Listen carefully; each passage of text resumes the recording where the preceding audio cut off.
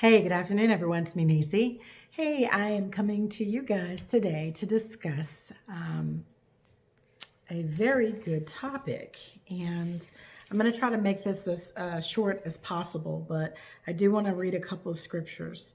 And what I want to talk to you all about today is about the fire sacrifice, the fire sacrifice that leads to heaven, and how you and I should be striving towards that sacrifice and working through it.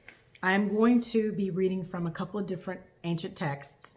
I did post it in the Ancient Astronaut Theory, the Real Truth group, but I may upload this to some point to my personal Facebook page, I'm not sure, and also the YouTube page that I have, Mind's Eye 4555.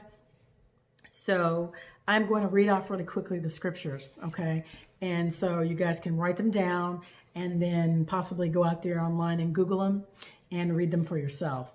The first scripture is coming from the Upanishads, okay? And it's from the Katra Upanishad, page 69. That's where it starts. And then I'm also going to be reading from Isaiah 1, 11 through 20, Psalms 46, Acts 17, 24, 25, and Matthew 6, 24. Okay? So, let me start with this, and we'll get through this lesson pretty quick, and then I'll wrap it up and give you some food for thought. And I would love to hear your responses. Just chime in after I post this video, and we'll move on, okay? So, anyway, thank you for joining me. And it reads, "May the Lord of love protect us. May the Lord of love nourish us. May the Lord of love strengthen us. May we realize the Lord of love. May we live with love for all. May we live in peace with all. Shanti, Shanti, Shanti." The Katra Upanishad. Now I'm going to shorten the names because they are Eastern Indian, and I do not speak Eastern Indian. So, part 1, it reads, "Once long ago, Vajravasa," and I'm just going to call him Vajra, "gave his possessions to gain religious merit. He had a son named Nachiketa, who, though only a boy, was full of faith and scriptures. Nachiketa thought, when the offerings were made, what merit can one obtain by giving away cows that are too old to give milk? To help his father understand this, Nachiketa said, 'To whom will you offer me?' He asked this again and again. 'To death I give you,' said his father in anger. The son thought, 'I go, the first of many who will die, in the midst of many who are dying, on a mission to Yama, king of death. See how it was with those who came before, and how it will be with those who are living. Like corn, mortals ripen and fall. Like corn, they come up again.' Nachiketa went to Yama's abode, but the king of death was not there. He waited 3 days.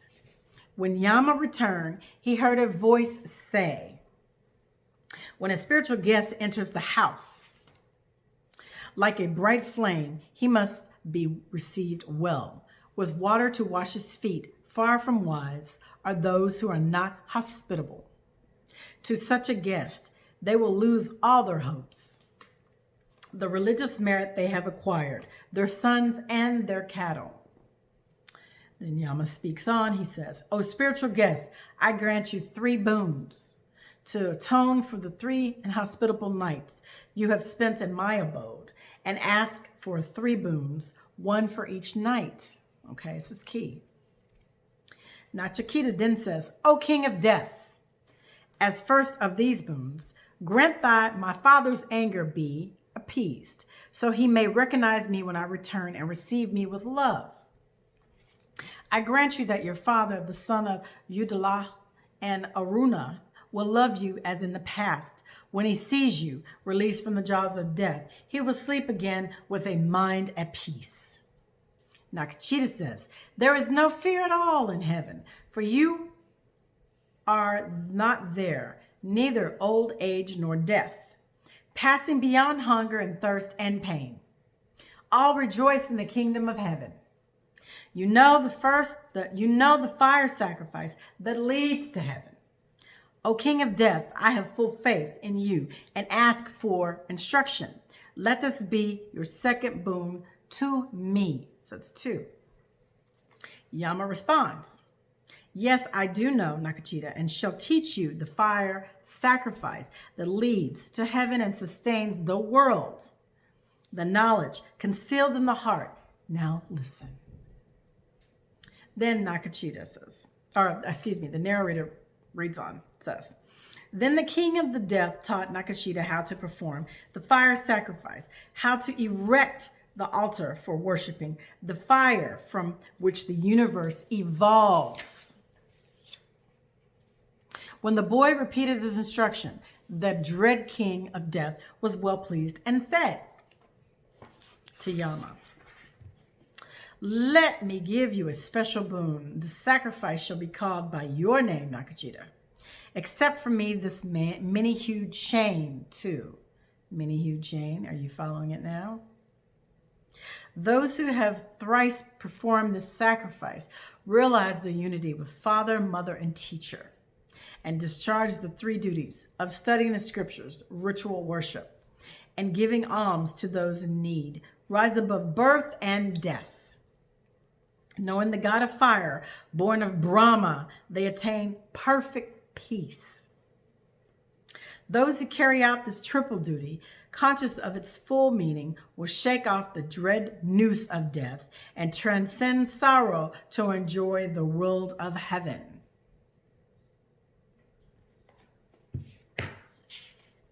When I read that, I was like, aha, a light went off. I'm telling you, a light went off big time. So, to recap, we are discussing the fire sacrifice that leads to heaven. Fire sacrifice that we all, each one of us, should be doing on a daily basis to get back to the infinite creator. Now, I'm going to switch gears and I'm going to read these scriptures. That was from the East. Now we're reading from the Western version, okay? And it reads, Isaiah 1:11 through 20, and I'm reading from the King James Version. To what purpose is the multitude of your sacrifices unto me, saith the Lord? I am full of burnt offerings of rams and the fat of the fed beasts, and I delight not in the blood of bullocks or lambs or in goats. Yea, when ye come to appear before me, who have required this at your hand to tread my courts. Okay? Staying right up there. Why are you doing this? Bring no more vain oblations. Incense is an abomination unto me. The new moons and Sabbaths, the calling of the assemblies, I cannot away with. It is iniquity, even the solemn meeting. Your new moons and your appointed feasts, my soul hateth. They are trouble unto me. I am weary to bear them. And when you spread forth your hands, I will hide mine eyes from you. Yea, when you make many prayers, I will not hear. Your hands are full of blood.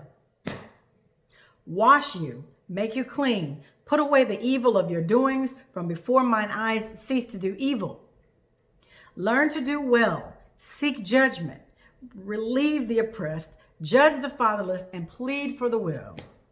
Come now and let us reason together, saith the Lord. Though your sins be as scarlet, they shall be as white as snow. Though they be red like crimson, they shall be as wool. If ye be willing and obedient, ye shall eat the good of the land. But if ye refuse and rebel, ye shall be devoured with the sword, and for the mouth of the Lord hath spoken it. Psalms 46. Listen, this is a good one. They're all good, but this is a good one.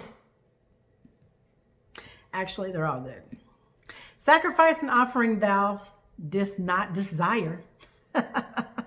Mine ears hast thou opened. Burnt offering and sin offering hast thou not required. Then said I, lo, I come. In the volume of the book it is written of me, I delight to do thy will, O my God.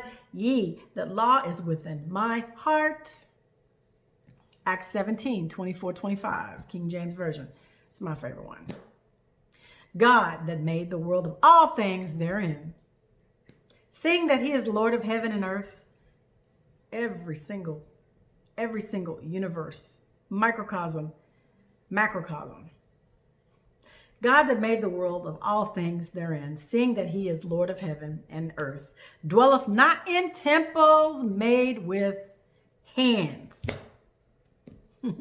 Neither is worship with men's hands, as though he needed anything. As though he needed anything. Seeing he giveth to all life and breath of all things. That's clear as day right there. That is clear as day. Matthew 6:24. No man can serve two masters, for he either will hate the one and love the other, or else he will hold to the one and despise the other. Yet he cannot serve God and mammon. Mammon, mammalian nature, the lower consciousness, the separate selfish self, as the children of the law of one teach in the lost teachings of Atlantis. The separate selfish self. You have to slay that demon. You have to do shadow work. You have to go within. You must seek silence. You must seek meditation, and you must seek stillness of the mind.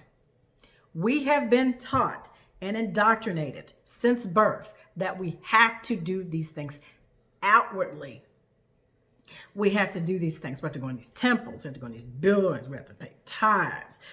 We have to do fish fries and praise dancing and worship with music and all these festivals. And it's a circus when you go to some of these mega churches, because it's like they want to see what you're wearing. They want to see what you're driving. They want to see what kind of jewelry you have on, how your hair and your nails are done, how you're put together, what kind of job you have, how much money you make, how much tithes can you pay. And I'm telling you, that's a fallacy. That is a fallacy. That is the biggest lie ever told. That is a distraction. Everything is outwardly done on this planet when it needs to be done internally. The creator of all gave us everything we need to get back to the infinite source. We are energy beings. We are having an experience in these flesh and blood bodies. These organic avatar meat suits, they're not real. When I pass, when my light is cut off and I exit the body through the pineal, I'm on to my next mission. I am on to my next life. I am on to my next learning, because I dare say this ether, this 3D world, is a university. We're in school. We are having an experience. We are having a dream time world with the creator of all. It's just that we have forgotten who we are and what we are.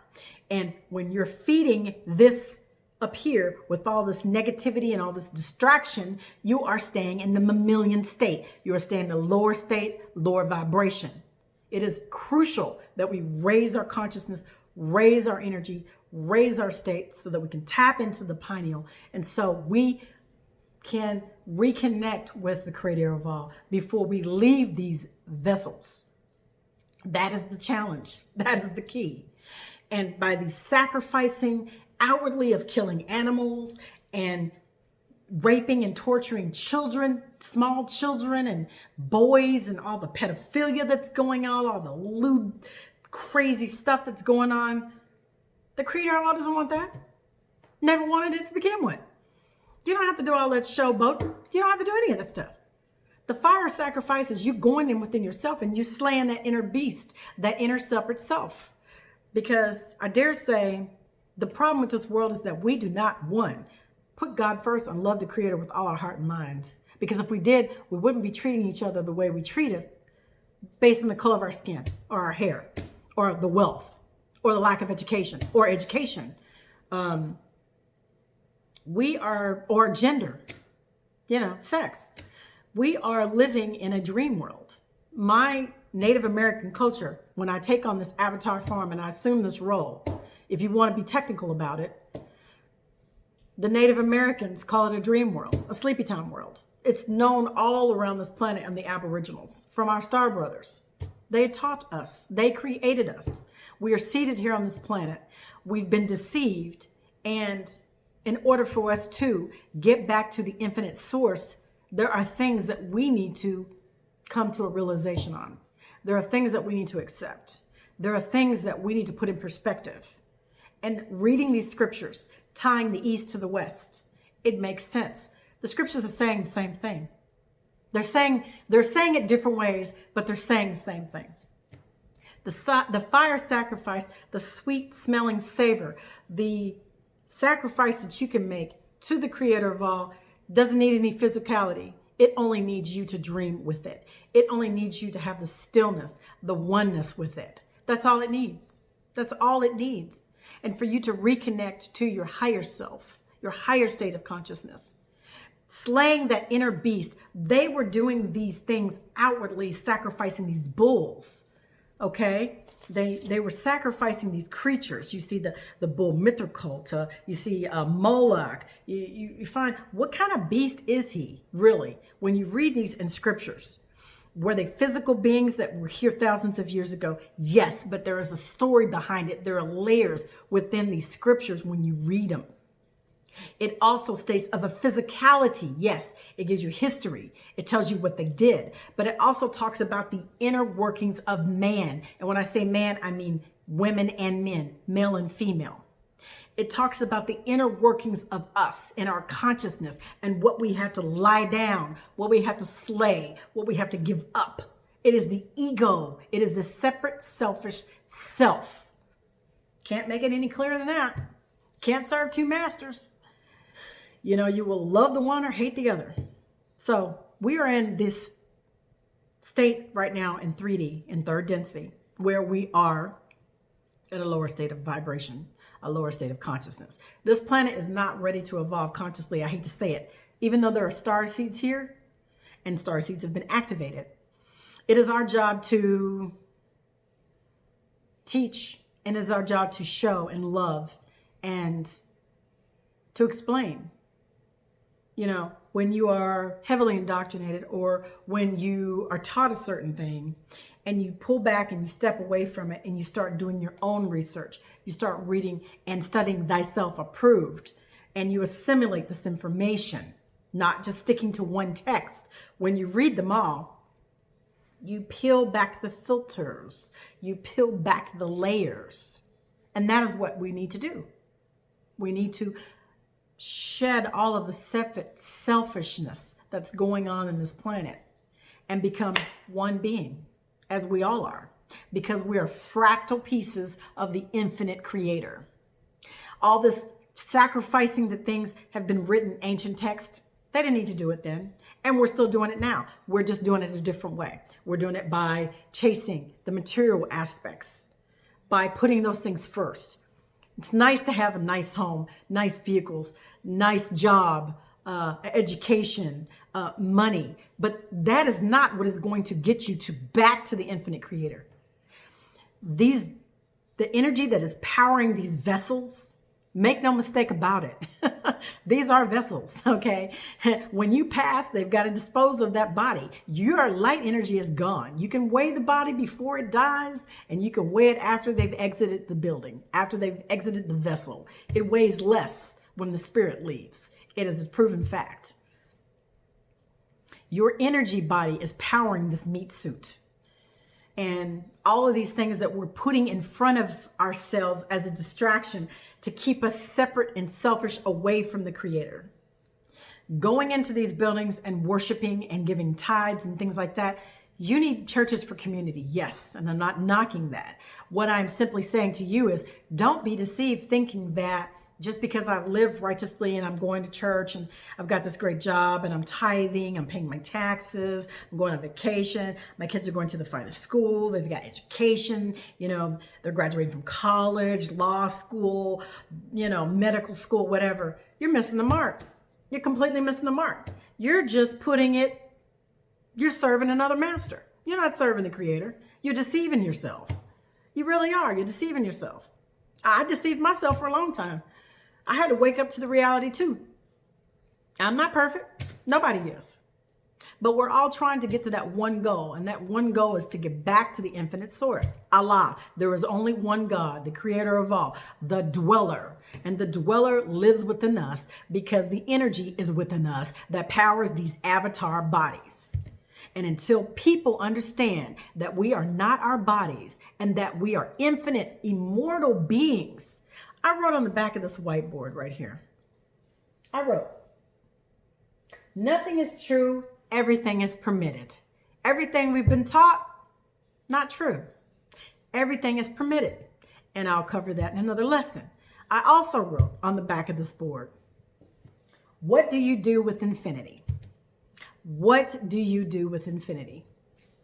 And my son asked me that question this morning. He said, Mom, what do you do with infinity? And I had to think to myself for a second. I said, I got it. Learn. Keep growing and learning. Because in that, my friends, you will go back to the infinite creator because it dreams with us. God is not a man. God is not a woman. It encompasses everything. Positive, negative polarities. God is energy. God is light. It states it in ancient text. In the Sumerian tablets, it states it. In the emerald tablets, it states what it is. The dweller. It states it clearly.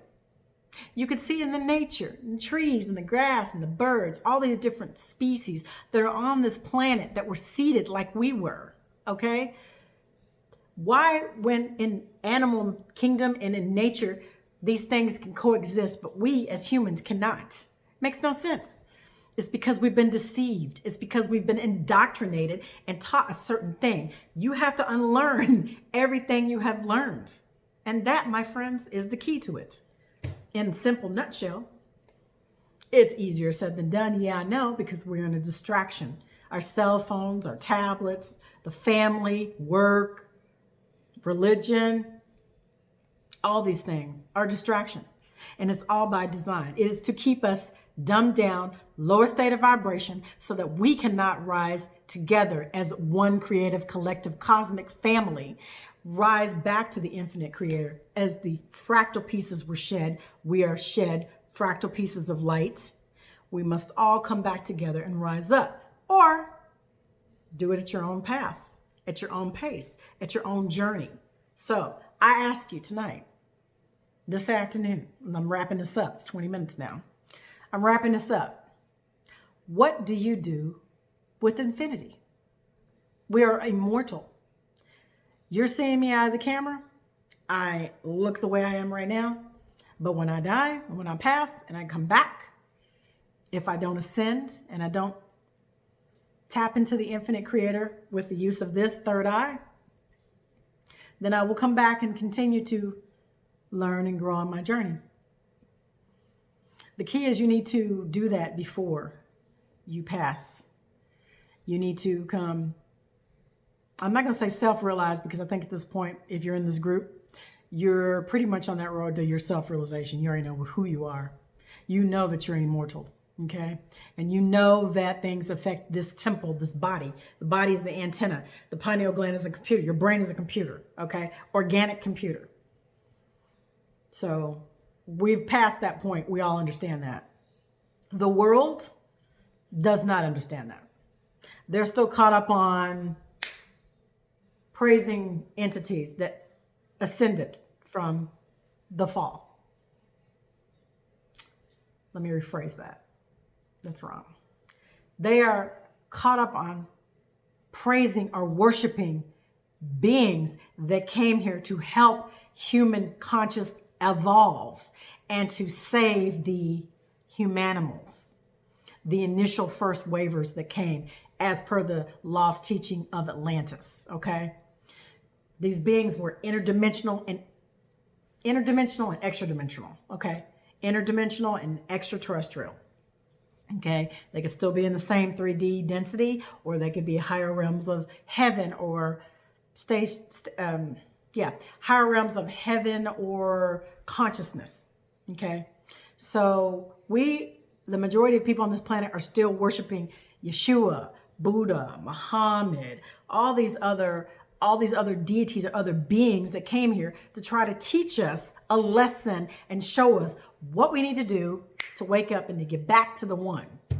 Instead, we're praying to these beings, and they clearly say, do not pray to me. But we're worshiping these beings. That's number one fallacy. No.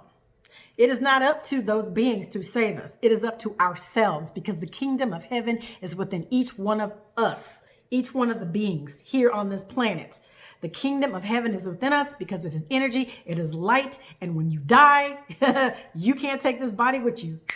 You out, you exit the pineal, and you're on. You're gone. And immediately it's been proven that it seeks water molecule. That's what it seeks, scientifically speaking. So I hope this message makes sense, and I hope it finds you well. I hope I've explained what these scriptures state and give you food for thought. Okay. I've read from the Upanishads. I've read from the King James Version Bible, Matthew 6:24, Acts 17:24 through 25, Psalms 40:6, and Isaiah 1:11 through 20. Fire sacrifices within us. We have to slay the mammalian nature. We have to slay the man nature. We have to turn that off, which is a selfish, separate self, and tap into unconditional loving ourselves, one another, and put the creator of all first, because the creator of all dreams with us. We have the ability to tap in every single night when we go to bed. Shut down the thoughts of our mind. We can shut down our body systematically. Yeah, we can do that. Yeah, there is such a thing. Kriya Yoga, breath work. And we can put ourselves in a stasis mode. Stay aware, stay awake while sleeping, body physically, and astral project and take care of what you need to, because that world is just as real as this physical 3D dense world that we're in now. So please make sure you chime in the group, and I hope this has been helpful. Thanks for taking the time with me tonight. And remember, as I always say after every video, be the change that you want to see all around this planet. Positive change, because it is up to you and I to make that change and to make that difference. I love you guys. Good night.